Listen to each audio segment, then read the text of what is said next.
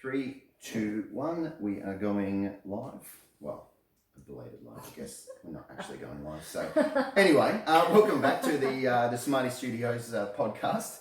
Today, we've got a special guest, and her name is Samantha, Rillie. I've known Semi for nearly a decade now, which is quite boggling to think about when it's actually probably over a decade now, I guess. Anyway, so Sam is a successful businesswoman. I'll let her do a bit of an introduction as to who she is. But you know, we're here to talk about mental health and how it's affected you, and I guess your work within a professional world and everything like that. So take it away. You got the stage. Tell us who you are. Yeah. So Sam, obviously, Sam and Sam. I am a general manager for a catering company in the oil and gas industry. I am a CEO or managing director of a disability support services company, Real Life Skills Support Services. We've just kicked that off recently with a huge focus on teaching people independent living and building confidence. I am a qualified business coach. I'm an admin for my husband's business. I've got a couple other little side hustles. I ran a women's only networking business for a couple of years as well. So done a bit, had a bit on. Got a bit on. The biggest struggle for you would probably be dealing with your husband's business and dealing with that pain in the ass husband. Taylor, for those at home, Taylor is one of my best mates, and I can attest to him being a pain in the ass. So at least someone's on my side. But no, for Sam, I think a big part is you have done a lot within the business world, and especially over the years, I've seen you develop personally a lot. Personalities change a lot over 10 years, but I think something that is, I guess, stayed true to yourself is you do have a huge passion for helping people and also seeing people succeed, which is why I think you guys will do quite well within that disability support world, because you and the old man are both switched on with business, but also helping people, and your intentions are very pure with that as well. So not to have tickets on myself, but we have big hearts, and we do want to help people like yourself. And I think if you've got any other intentions other than that in that kind of industry, then you probably won't be good at it. So it's an exciting journey. There's a lot to learn. There's a lot on, but it's great, and it's really rewarding, and so far it's been amazing. So it's been one hell of a journey, and I am very privileged. I do, as some of you listening are aware, I've just finished up my job with Samsung now, and going into doing more hours with Sam and her father in this disability support business. I've been working with a young fella now for since the start of the year, and we're going to expand that. And I'm very, very excited, and we're seeing some cool progress with the young fella that I'm working with as well. So and I mean, for the short amount of time, we've got some really great staff that work for us already, that are just helping us in more ways than we can imagine, and you're one of them, and it's a privilege. It really is. So it's cool. Exciting times ahead, that's for sure. Very exciting. Also very concerning times at the moment.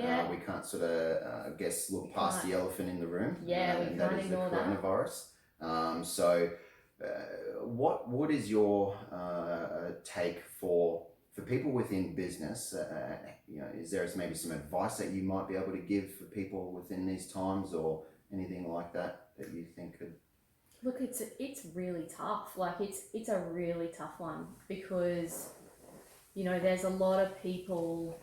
There's a lot of people that I know personally that have small businesses that I've seen directly affected already. I know that my businesses personally have been affected.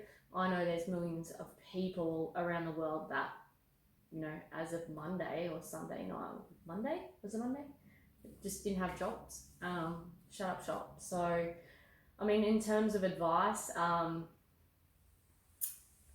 say at the end of the day, the biggest, most important thing is probably kindness and compassion. Look out for each other. I know that, you know, I've had conversations with friends and family and my neighbours to say, hey, if you need anything, let us know. I think for most of us, it's out of our control. And from a business perspective, it sounds, you know, I don't know, but we've just got to ride the wave. Yeah. And for some of us, that looks a lot different to other people. And that's why I think you can only just look out for each other and be kind and empathetic and try and think about, you know, where other people are coming from and just have good perspective on the situation. And yeah, that's probably my... Yeah. I think it's like this is a unique opportunity for a lot of people within business, and, you know, even people who don't own businesses. You know, this is something that I've been sort of preaching a little bit now, is use this opportunity to reevaluate and reassess everything that you're doing, you know, on a personal level, on a professional level, within your business. Like, this is the perfect time for you, whilst it's quiet, if you know, in that circumstance where everything's, you know, you're either shut up or you know, you're just having to slow down or wind down a bit. I think there's perfect chance for you to do some more training and reevaluate the direction that you're going and everything like that. So it's going to be incredibly beneficial for a lot of people if they can keep that positive mindset. Yeah, and I think it's a really good opportunity to evaluate how versatile your business is, or how adaptable your business is. Because, and I know, you know, if you're a product-based, like for example, you're a restaurant or a cafe, becoming a takeaway or having a takeaway option is the only thing for you right now. But, you know, evaluating different avenues for income potentially within your business, it's a good opportunity to maybe take a step back and look at those things as well. Definitely. And it's, that's a very good point. Like for exponential organizations, so that's businesses that are, you know, can potentially exponentially grow, autonomy and you know, the ability to be flexible no matter the circumstances is very, very important. You know, even people working from home, you know, I'm a big believer in having your business set up in a way that is flexible, and I think it's the way of the future. Like for me, you know, whether it's, you know, everybody works 4 day, I've spoken to you about it before, working 4 day weeks on some kind of rotation where they work all their hours for the week in 4 days, and then they have 3 day weekends every week, and creating a better work-life balance and better flexibility. I think, you know, we've seen the panic buying around, even, you know, you can't even buy monitors at at any of the electronics, or like Harvey Norman, JB Hi-Fi. And we might sit here and, you know, go, oh, people are panic buying, but essentially that's what people need to obviously continue to work. But they don't need the 500 rolls of toilet paper though. Yeah. But, you know, like looking at that as, you know, well, okay, well, as businesses, why are we not setting people up on laptops, or, you know, why are we still relying on desktops? Let's make people more mobile and able to work from different places. I think a big part of it might stem from, you know, we've developed all these business structures, especially within these bigger businesses. You know, they've been around since the 50s, since, you know, early 1900s, everything like that. Yeah. And, you know, they were built around a structure that didn't allow the capacity for these businesses, businesses to completely remotely operate. Like, you know, for my role in my last gig, a lot of that, I was completely remote from our office and all, but I was still then dragged down into meetings and all that sort of stuff. So I think now that it's allowing those businesses that are a lot more flexible, they're going to survive, you know, because they have the capacity to be able to. Yeah. Now we're starting to realize how many of those freaking meetings could have just been emails or, you know, Zoom calls or whatever. Geez, Yeah. So painful. Absolutely. But anyway. But it does. I think it's an eye opener for a lot of people. I think it's obviously really scary for a lot of people. I'm scared for people and myself. You know, it's a scary time because it's the unknown, and then with the unknown obviously comes a lot of anxiousness and other feelings, and it's going to be tough. It's creating a lot of discomfort, and we don't, as a human race, we don't deal too well with uncertainty.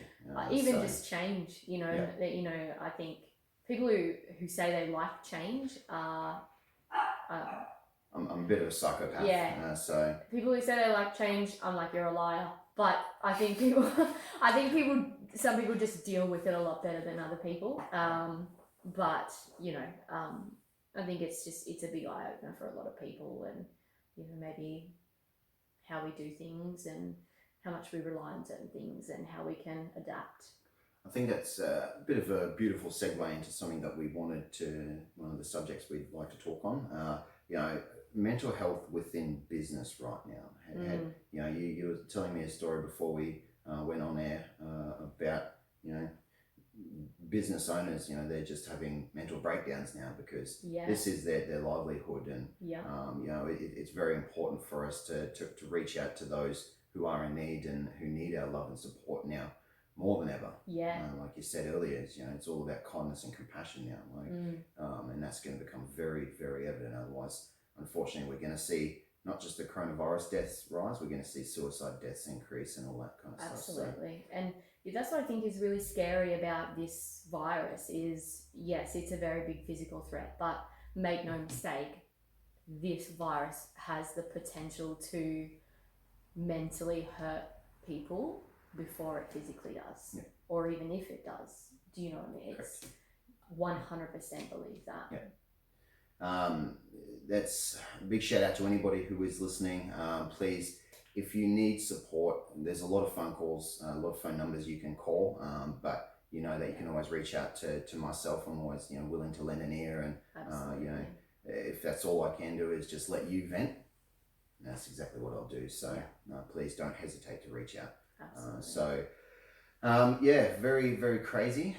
So give us a bit of a breakdown, I guess, to your own struggles with mental health and the things that you've gone through as a successful businesswoman. You know, I don't put in, you know, successful as in the parentheses to make fun of you not being a successful. No. I do think that, but that's in the light we're stereotyping, aren't we? Correct, you know, we're putting it in a category. And that's right. So as a successful businesswoman, you get a lot of people who would judge you already because of the position that you're in and the confidence that you do portray in day-to-day life.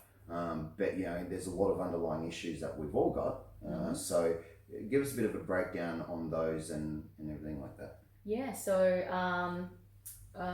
the end of, not last year, the year before, so 2018. 2018 in general was a pretty big year for me. Had a lot going on towards the end of the year, and you know, throughout that year, not even realizing it, I was being bullied quite badly by other people or another adult, and you know, it sounds really silly because you go, what do you mean? Like you're a 30-year-old woman, and like, what do you mean you're being bullied? Like that's something we could do, you know, adult. So there was that, and I ended up removing myself from that situation, and with that actually came a lot of anxiety and spouts of depression within that. And basically I spent most of last year working with a psychologist, working through my issues. I became very anxious. I couldn't leave the house. I couldn't go to dinner with my husband. I couldn't enjoy outings with friends. whether it was one friend or a group of friends. I was anxious to be around my family. The only time I basically wasn't was at home on my own. So it was a tough time, and it was something I'd never been faced with so heavily before. I think it had always been, you know, people say, oh, I feel anxious, you know, for particular things that you're about to go and do. Like if you're going to do public speaking, get a bit nervous, a bit anxious about it. But this was debilitating. This was a whole another level. And yeah, I spent most of last year working through those issues, and, you know, my husband and I would get invited to events, and he would go, and people would be like, oh, you know, where's Sambo? Where's Sam? And he would, you know, bless him, have to say, oh, she's not feeling well, or, you know, make up, you know, an excuse for me, because, you know, he didn't want to tell everybody, you know, what was really going on. So it took me basically until near the end of the year to actually be able to talk about it and say, sorry guys, like I can't come, or sorry, I'm just feeling anxious, and be open about it. And what I found that did for me was, well, I feel like it's one of those things, once you acknowledge the feeling, it helps you sort of move past it. But what I noticed through conversations with people that was really eye-opening to me, and really at first I was really taken back, that people would say, well, what do you mean? Like, what do you mean you have anxiety? What do you mean you're anxious? And I would start to like talk about it briefly, and people were like, wow, I just never thought you would have something like that. And it made me, and I was like, what do you mean? And they're like, but you're confident, you're successful, I look up to you, like you're all of these things. What do you mean? Like how? And I'm like, well, you know, it doesn't discriminate.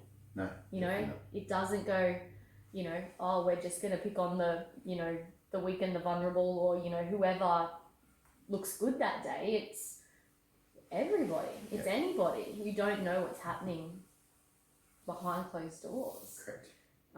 And so for me, it was a real eye-opener that I want people to know, just because you are successful, or you are put in a category, you are stereotyped, or you're whatever it might be, it doesn't mean you don't, or they don't suffer from the same things as you. We're all the same. And people would say to me, wow, I feel so much better about myself. And I was like, oh, I don't know if that's a compliment or what, but, you know, I suppose it's all about perspective, and I think I've got fairly good perspective. So, you know, I did take it as a compliment, that I was helping people by telling my story. So yeah, it was confronting, but I feel it's something I can talk about a bit more openly now, and maybe I can help some people. Well, I think that's a hugely important part of, you know, maybe the message that I'm trying to spread, or just that everybody needs to spread, is, you know, it's mental health. It's a sickness. It's an illness. Yeah, like, absolutely. You know, you were talking about successful people. You know, they do go through the struggles, and we see it all the time. Like, you know, Robin Williams, he was one of my absolute favorite actors. Patch Adams is one of my favorite movie. I'm basically trying to build my own freaking Gesundheit Institute. But you know, man who's on top of the world and seemingly so freaking happy, and he hangs himself in a freaking hotel, or, you know, you know, it's just, I don't think success or status, you know, even should be a consideration for anybody if they're making judgment. It absolutely doesn't make you exempt. No. You know, it doesn't matter how much money you have in the world. It doesn't matter what kind of car you drive. It doesn't matter where you live. It doesn't matter. Honestly, it doesn't matter what you do. It doesn't matter. Yeah. Like, if you know, you have, I don't know what I'm trying to say. If you know, it's there. Yeah. It's there for all of us at some point in our life. Well, it's like cancer, right? You know, cancer doesn't discriminate. It will attack everybody. Yeah. And it's the same thing. It's essentially, you know, cancer of your mind. You know, it starts it from there's one little thing that you don't really pay attention to or realize that's happening, and then all of a sudden that cancer then spreads, you know, in the mental world, and then it just will fuck you up. Yeah. So, and you know, it took me a really long time to realize too that, you know, people had painted a picture of me, or they had a stereotype, or I was that person that had it all together. And it took me a really long time to, and I don't know if you call it, I don't think I'm an egotistical person, but as we spoke about earlier, ego comes in many different forms. And, you know, I was potentially in my head worried that if people knew that I was an anxious person, or that I was struggling with these things, that they would no longer view me as successful. Yeah. And that once I actually became vulnerable and allowed people to see that side of me, it actually made them think even more of me. well, I think it's vulnerability. I've said it many times. We see it, unfortunately, as a weakness within society, but I 100% think it is a strength. I said that in my very last podcast, and it's something that if you can show that you do have chinks in your armor, you know, not everybody's perfect. Nobody should ever claim to be freaking perfect. And you know, you are showing, like, you know, I'm freaking vulnerable. I do have these weaknesses here, and this shit affects me as well. Like, so we all shouldn't be so quick to judge, and you know, we shouldn't judge ourselves as well for what people think. And you know, we are. It's true. We're our harshest critics, and you know, we think all of these things.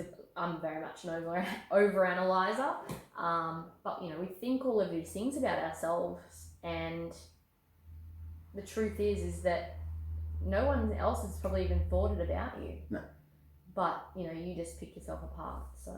Well, I'm going on nearly 30 now, and you know, when I was younger, I used to back think, in my day. Look, yeah, when I was a young pup, I used to think that, you know, you look at a 30-year-old and be like, oh my gosh, you know, they're an adult, you know, they've got their shit sorted, they know what's up. And then you get to 30 and all of a sudden you're like, holy fuck, what is going on? How do how do I deal with this? So you know, I've still got the mentality of a child. I can just drive myself around and buy myself pits. So but I think that we constantly judge ourselves, and that's a big issue on, you know, the thoughts and stuff like that going through our own head, and then we observe others and what they're doing, and they're seemingly so perfect, because that's what's portrayed to the world.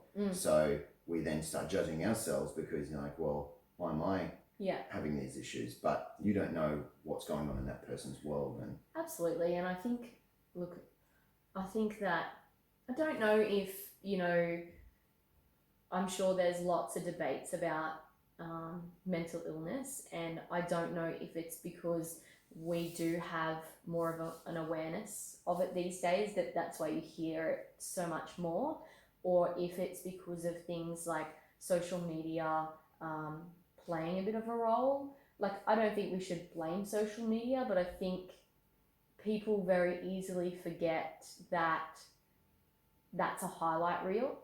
You know, people aren't going to post that they've just had an argument with their husband and he slammed the door and left, or, you know, the kid shit on the floor 3 times today, and like, you're just done as a mum. Like, actually, people do write about that. But you know what I mean? The internet's great. Like, I'm not saying social media plays 100% role in it, but I think it adds fuel to the fire in terms of that comparison. Well, it's like a gambler, right? You know, you only hear about the wins that they have, you don't hear about the losses. So, and that's how we like to paraphrase our lives, you know, to showcase, you know, I'm successful. And I think that, well, that has been a huge thing with everything that I'm doing.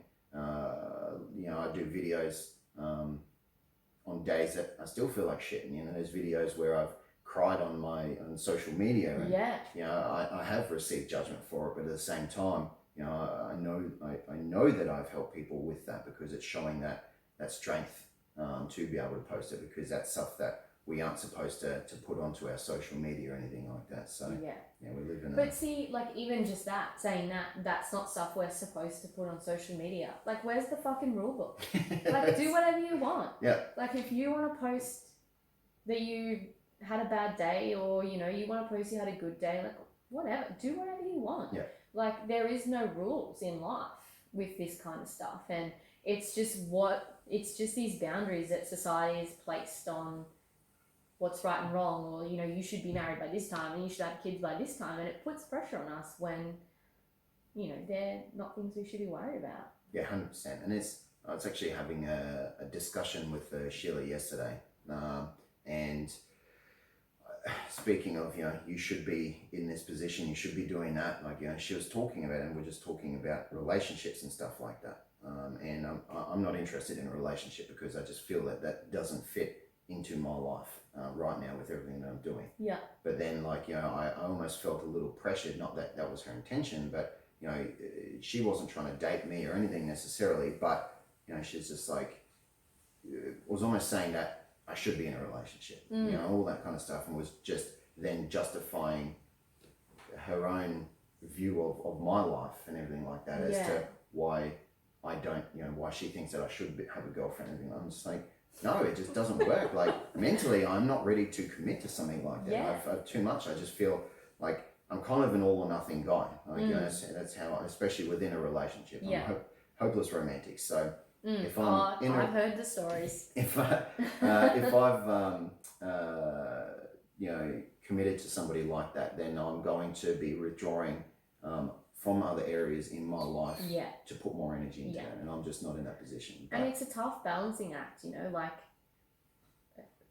as you know, like, I'm a very busy person, Taylor's a very busy person, and then, you know, you want to uphold some sort of social life plus stay married, like, you know, it's a balancing act, and sometimes you just feel like just all the plates are spinning, and you've got to be ready to take on all those things. Life is a motherfucker. Yeah, it'll get you. It will. So what, I guess, is a big, what is something that you have learned? What's one of the most valuable life lessons that you've learned that I guess you could probably impart onto somebody else from going through these difficulties? And I think I've probably got two things, and one of them I've just thought of while we've been talking. is that what I've learnt over the last, you know, year and a half is to listen to yourself, that little inner voice, or it might even not be necessarily a voice but actions. So what I've learnt for me is that when I am becoming very overwhelmed without admitting it, I will start to recluse. So I will not want to go onto social media, I won't want to go out, I will just start sort of slowly shutting down. I'll start to lose momentum, motivation, and it's because I'm just way too overwhelmed. And then what happens is that leads to heightened anxiety. Then that obviously has a flow-on effect. So what I've learnt there is to listen or notice those actions and go, okay, you're starting to pull away. Why? Okay, let's cut some things back. Let's let's rein it in. The other thing is that there's a lot of power in talking. A lot of power. And when I initially went in to see my doctor, I was so nervous to even ask for a referral to see somebody. Yeah. Because I was worried. I didn't want to talk to anybody about it.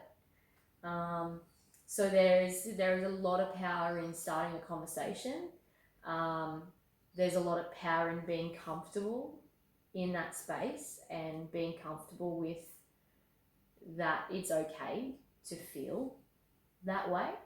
And that when you actually open up, you realize that you are not alone. In fact, you are less alone than you've ever been, because so many people are in the same boat. And it actually allows other people to draw on their own experiences as well. And you find common ground. And while you're helping yourself, you help other people with it. So there are my two things. Listen and look for the things that within yourself that trigger. I suppose trigger is a very sort of thrown around word, but it's true that the things that you notice that you do, and there's always a pattern. There is a pattern, and you need to find out what that is, and you need to do something about that. And talking about it. I think there's a lot of power in that. So they're my two things. Yeah, cool. I think that a huge part of everything is definitely talking. It's not just talking to other people, though. I think that could be extended to talking within yourself. It's just finding, when you find those triggers, just, doing that self-evaluation and figuring out why, and then you can develop the how, and then you can find an outcome for it. So, and that's a really good point, because as part of the journey over the last 2 years, before the psychologist, and before, I suppose, where I mentally really started to break down quite seriously. Previous to that, I had been seeing a life coach, and she'd been helping me with a lot of other things that were going on, gaining perspective, building my confidence, and trying to keep my self-esteem high. And one of the things that we did were affirmations. Yeah. And I was like, bitch, please. I was like, this is the lamest shit I've ever heard in my life. I was like, I'm not doing this. I was like, she's like, say it out loud. And I'm like, nah. She's like, I want you to read these every day. And there was only like four or five of them. She's like, I want you to say them out loud. Don't just read them in your head. Say them to yourself. I was like, I'm not going to talk to myself. Like, what are you, crazy? And then I was like, no, Sam. Like, she made me do it in front of her.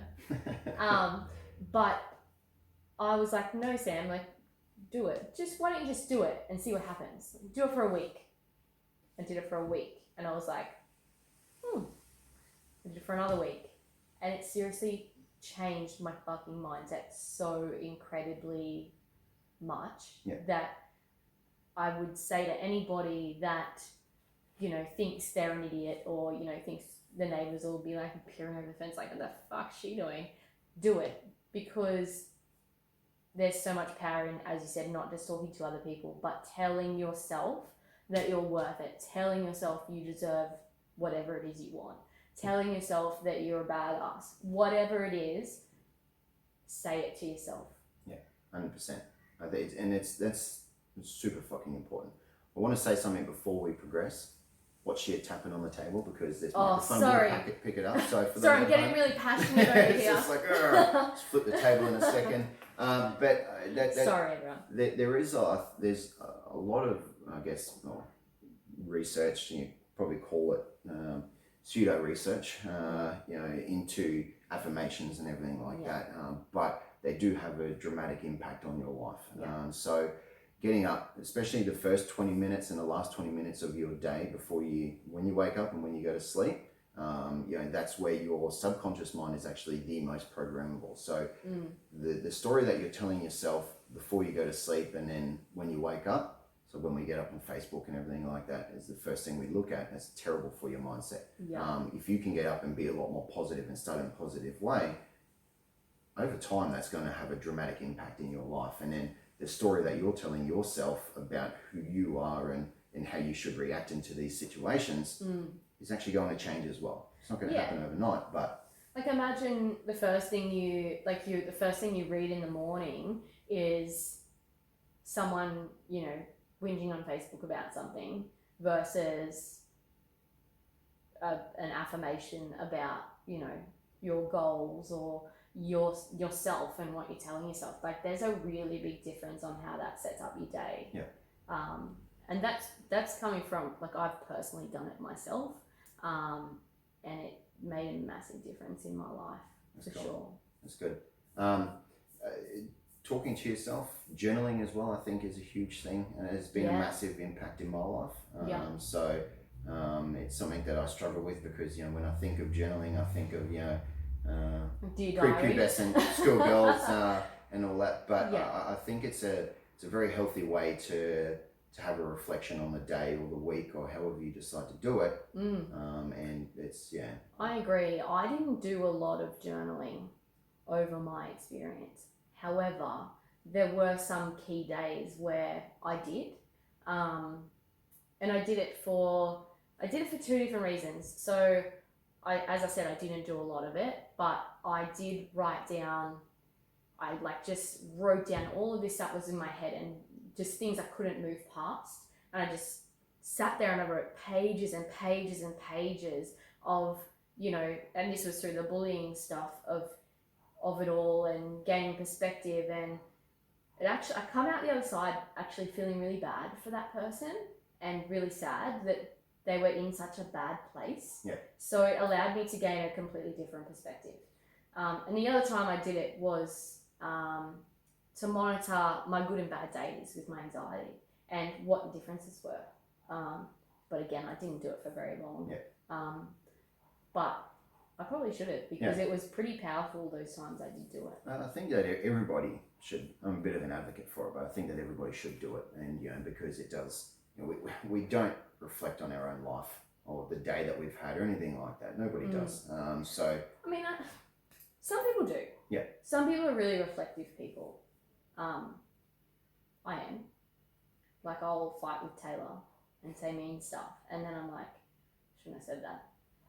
But then, I generally get the phone call and he starts bitching about it, so I'm well aware. But I might say sorry a week later. No, but 6 years later. It's some people are reflective, but then some people just have an inability to do it, and I feel like they would gain a lot if they, as you said, they started doing it in terms of personal growth. Yeah, it's cool if you can do it and put it sort of in a bit of a third person view, because it actually helps remove the emotion behind it as well. Totally. So that's give it a whirl. If you try it, please let me know how it goes. I'd be genuinely interested to hear that sort of stuff. So, but I think fundamentally through all this, life is suffering. That's from Buddha or Buddhism, I should say. I think we just need to learn to deal with the suffering, and we have to thrive in it. Within discomfort comes the greatest growth. Yeah. So it's easier to be in a comfortable position. It's not easy to be uncomfortable. So, and that's where a lot of our difficulties and issues come from. Yeah, absolutely. I mean, the last year has been some of the hardest times of my life, and my therapist has said to me, to help move through this, you need to put yourself in those positions that make you anxious, and that was tough. Yeah. Like, you're telling me that I have to go to a place with people where I get overcome with this one emotion that makes me freeze, and I can't physically move, or I'm gonna be sick, or I'm just so overcome and debilitated. You want me to put myself in that situation. Seems counterintuitive, right? Yeah, and it's that fight or flight, and you just want to leave. But working through that and writing out those emotions and being open about it, and having friends sit there and help you become grounded again, and working through techniques, because it's like you're already just about up the top of the hill. It's really hard to bring yourself down. So when you've got someone sitting there helping you use those techniques, it works. 100%. I think it's a crucial thing to mention is be wary of the people who you have around you. You are the sum total of your 5 closest people. So if you are surrounded by people who are negative and draining and everything like that, you will continue to be negative and be drained and everything like that. So chance for a reflection during these crazy times, reevaluate your friend circle. And if they are being toxic in your life, you need to cut that shit out, because it's not worth your mental health to support somebody else with that are going through some shit or whatever. And you're like me, Soz. We're social people. We got a lot of friends. Yeah. the friend circle is big. Yeah. But the close friend circle, like I don't have a lot of people that I let right in. Yeah. And I will spend time with lots of different people, but the people I spend the most of my time with are the people that, well, they mean a lot to me, yeah. but they also have a really positive effect on my life. They're supportive. They believe in me. They lift me up when I'm down. Like they are that quintessential group of people that you want around. If you're not, you can't be worried about removing someone or even distancing yourself from someone that's not giving you that back. Yeah. It's still a two-way street, but if someone's just completely draining you all the time, it's okay to take a few steps back. It doesn't mean you have to be mean to them, but you do it for you. And yeah, I think one thing that we're lacking within this world is just honesty, authenticity, transparency. If someone is being like that in your life, you just need to be able to approach them and just say, hey, yeah, I really, don't like how this is happening, or say, I'm going to take a bit of a step back from this relationship because of, X, Y, and Z. I hope to be able to talk to you in the future, but for now, I can't have this in my life. And as adults, we really should be able to respect that, and just that should be a bit of a wake up call to say, it's like, toxic, what are you talking about? Yeah. But they might not realise, Yeah. and that's the issue. 100%. And if anyone's met my husband, he's probably one of the bluntest people you'll ever meet in your life. But what I've learned from him is that it's okay to, I wouldn't say he's cutthroat or anything like that, but he definitely takes a stand for, things that are not right, or he goes, oh, I don't need that. Yeah. And he will just probably say it, he just says it to people, but he's very honest and he's very transparent, and sometimes it really hurts your feelings, but you need that honesty and that what do you call it, authenticity. Yeah, like that genuine. Yeah. It doesn't come from a place of being an arsehole, it comes from a place of caring. But yeah, if there's something I've really learned from him, it's that it's okay to distance yourself and to just say, no, I'm not alright with that. 100%, and it's that's definitely something that everybody needs to realise. Your health is the most important thing to you, and that's something that we need to be mindful of. If you're trying to fill up someone else's cup when your own cup is half full, then you're not going to be able to do it to your best capacity or anything like that. So you deserve to be aware of this kind of stuff for yourself, but also for the others that you're trying to help. I think it's super important. So it makes you a better husband, a better wife, a better friend, a better work colleague, a better gym buddy. It makes you better in a better mom. Whatever you are, it makes you better in all of those aspects of your life. 100%. So you should never feel guilty for making your mental health a priority. Definitely not. Something else I was going to mention before, if people are acting either toxic or derogatory or demeaning in some way, something that we need to realize is the human psyche is a very, very fucking complex thing. But if people are being like that, it's easier to drag someone down to your level than it is to raise yourself up to theirs. And when people are acting in that way, they're probably coming from a place of trauma as well. So they've got some shit going on that they're either not dealing with, or just pushing that energy into an outwards way onto somebody else. Bullying, everything like that. You think as a child when you're going through school, all the hormones and everything like that from all these, and the boys getting all this testosterone, they've got these weird feelings, and then they're starting to be insecure, and then that's when they start bullying others because they're dealing with shit in the wrong way. So totally. And I think that's one thing I really took away from my life coach is perspective, and how it's very easy, especially when you're looking at things from an emotional perspective, if you're directly involved, having really good perspective, and instead of going, or they're being mean to me, and they hurt my feelings, or whatever it might be, going, what's wrong? What's going on with them? Yeah. Like why are they being the way they're being? Because it's not nice. No, it's not nice, and I don't feel very good with what they're doing. But how bad of a place must they be in that they want to hurt people so much? And I actually had someone say to me, very good friend of yours too, Bron, you don't fight hurt with hurt. And honestly, I've never heard a better way and more simple way to put it. Yeah.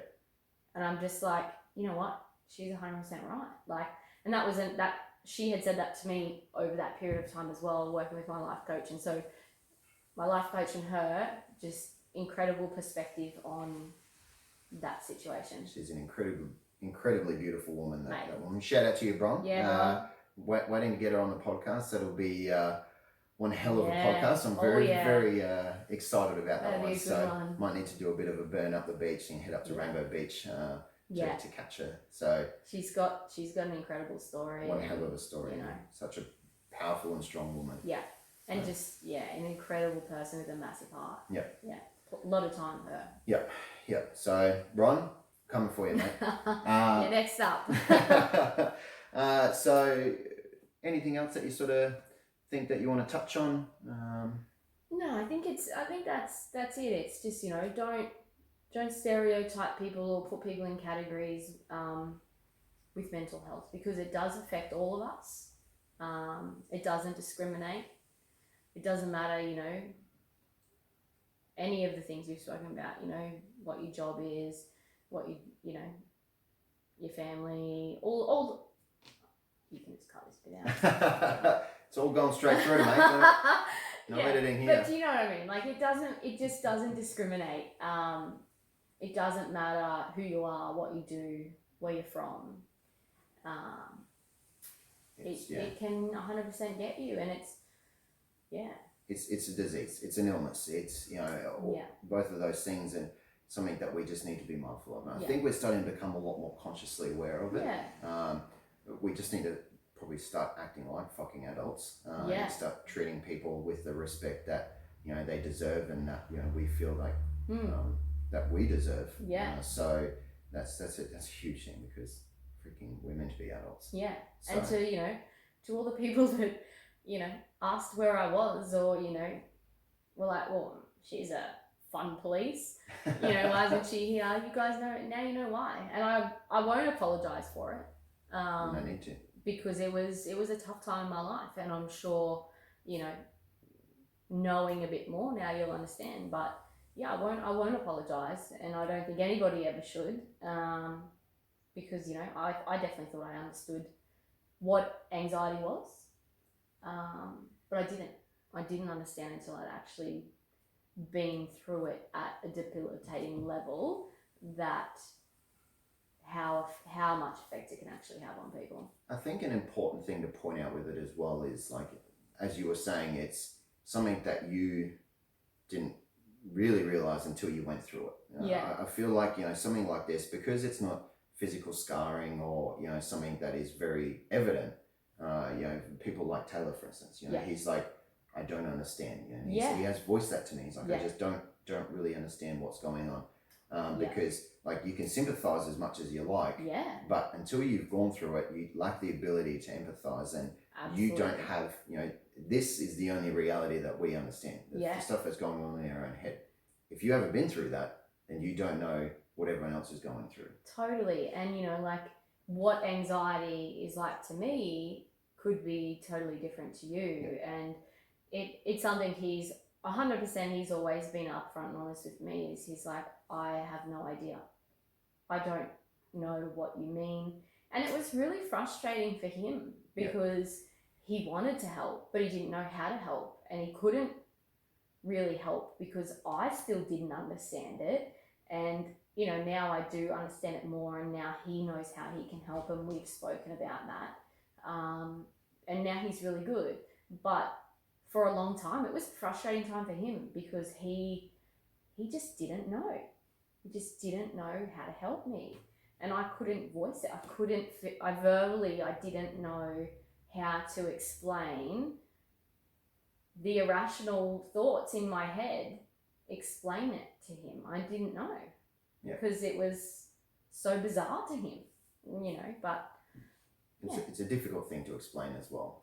Like you said, everybody's unique. So everybody's, dealings with anxiety and depression and any mental health issue is completely unique. And putting it into words is very, very difficult. I've been hospitalized by my own anxiety before, and it's very difficult, and you don't know until you start actually dealing with it and processing it, which is a fucking long road as well.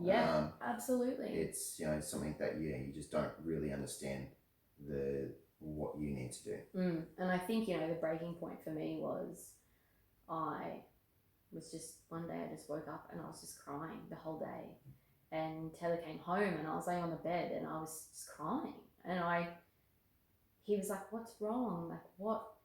What's going on?" And I couldn't even speak. I couldn't even get the words out. And I was like, I need to go and see someone. I need to start dealing with it. Oh, I'm getting emotional. But that was the point where I was like, it's bad. You gotta, I'm not okay. Yeah. It's a very difficult thing to admit, for someone, especially who is as strong will and character as you, to admit that you have those defaults and those faults, I should say, and how long have we been talking? It's taken this long to break me, but it's there. It's incredibly difficult. That's a message I think everybody needs to take on board. It is fucking difficult. We understand as well as anybody. I'm definitely not a psychologist, never will claim to be, but if you are struggling, reach out to somebody. You'll be surprised at how many people around you, either have already probably got concerns for you, or have either gone through the same stuff or know how to help. So don't be afraid to speak up. As I say, it ain't weak to speak. Reach out. There's a lot of freaking help out there. Reach out to me. Here to help. So. And anyone else out there that I'm here too. I'm just, if there's anything I can do, I'm 100%. Whether it's listening ear, you want to catch up for a coffee, maybe not right now. But social distancing. We'll do a virtual coffee. But call, text, whatever it is. You'd be surprised. Slide into them DMs. Yeah, slide right in. So, final thoughts. We'll start wrapping this up now. Any final thoughts before we close it off? This is your last moment to be able to speak. So speak now or forever. You've put me on the spot. Yeah. You've just had me. Just start crying. You've had me in tears, and now you're putting me on the spot. Tears are good. No, look, I think I've covered everything. I think it's really important not to judge. It's really important not to, stereotype. And, I almost think, now that I'm on the opposite side of it, I think it was really naive of me before to think that, certain people weren't affected by things like anxiety or depression because of who they were. Don't be naive about it. Don't think that people, just because they look like they have it all together, that they do, because chances are they don't. Chances are those people need more help than some others. That's a big thing. Oh yeah. I think my message is, it's important to look after each other and, ask your friends if they are okay, and if they're not. Yeah. Don't just accept, I'm good, I'm fine. If they're not. Yeah. Dig deeper. Trust that gut. Yeah. If you feel like somebody's off, then just dig. If you say, "Are you okay?" and they say yes, then maybe they just need that one more step and just say, "Are you actually okay?" Yeah, because you're talking about Robbie Williams. We were all shocked. because he didn't talk about it. Yeah. No one, I know he's a celebrity, so maybe it's a bit different, but you find that people won't talk about it. They just say, yeah, I'm good, I'm fine. And then next minute, they're not. So don't be afraid to push that next boundary, or, just show up with a coffee and say hello. Or, if it's your mum friend, bring dinner around. Just do something. If you Just be mindful of social distancing. Yeah. Sam and I are quite close now, but we work with each other now. So it's if I'm going to catch the bug, it's probably going to be from her anyway. And we do have precautionary measures, obviously, because we're working with different people. Yeah. But this is the first time we've seen each other in a couple of weeks. Yeah. Because we've stayed away. I'm a little bit of a different look. Yeah. Thinking I was going to come in and rob I the nearly place. thought someone was robbing the place. No. No. But I think just ask another question. Ask it in a different way. Yeah. Because even like I said earlier, it took me a long time to say that I wasn't okay. And I couldn't tell you the amount of people that actually asked me if I was, because I've lost count.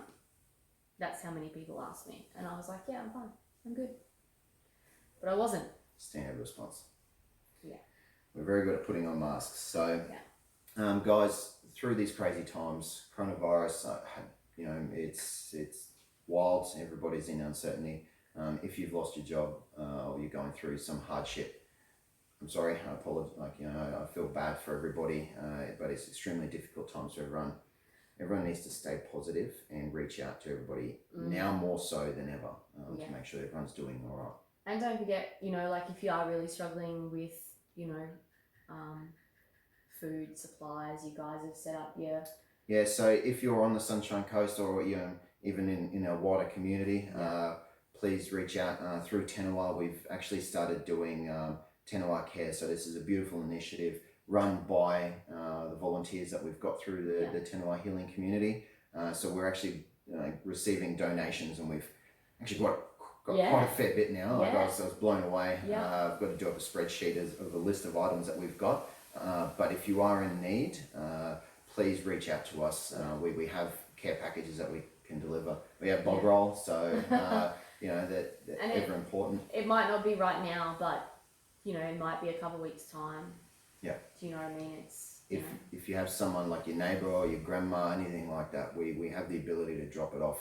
We have people who are willing to help. Yeah. So all you need to do is reach out. We can't individually ask every single person within the community, but with the wider community's concerted efforts, then we'd be able to get there and make sure that we all make it through this all right. So it's a really great initiative. Yeah, it's humbling to be a part of, and I'm very I have a lot of gratitude towards having these opportunities, and now that I've got no full-time work, I'll be able to put a lot more effort and energy into it. So stay positive during these times. Learn something, read some books, start drawing, write poetry, whatever it needs. You need to keep yourself engaged and active, otherwise you will spiral, and it's something that can get out of hand very, very quickly. As I said, unfortunately, I think one of the side effects from this is we will see suicide rates increase because people are losing their businesses and livelihoods and everything like that. So all the extra pressure. Yeah. So please reach out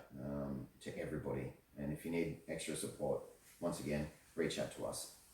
So we'll wrap this up now. Semi, thank you so much. I know it's difficult. It challenges our ego to open up this sort of stuff, especially if you start getting emotional. I've had a lot of goosebumps through this. You cracked me. It's what we do. But truly, thank you very much. It has been an honour, and I know it isn't easy to do this sort of stuff because I do it as well. So thank you so much for giving us the opportunity. Thank you, Stoles, and I think keep spreading the message and keep doing what you're doing. It's really great. We'll get there. So we will get there. Thank you, guys. Signing off for now. Sam, Samadhi Studios. Come find us on social media. Samadhi Project is everywhere, and we're all on all good podcasting stations, everything like that. So it's going to be a global hit now, Sambo. Give them a follow. We're going to continue this journey. I'm going to have a lot more videos and stuff coming out, because I have more time up my sleeve now. So yeah, stay hygienic, and as always, much love and namaste.